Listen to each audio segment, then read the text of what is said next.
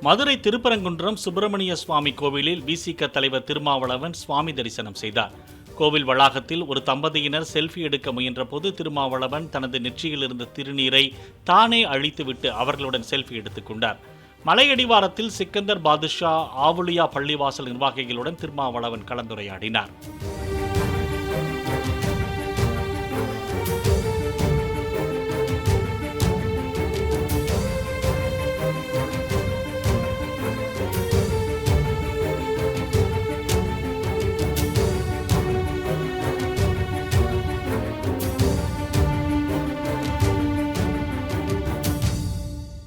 Play store மற்றும் app ஸ்டோரில் இருந்து பாலிமர் செயலியை QR கோடு மூலம் பதிவிறக்கம் செய்யுங்கள்.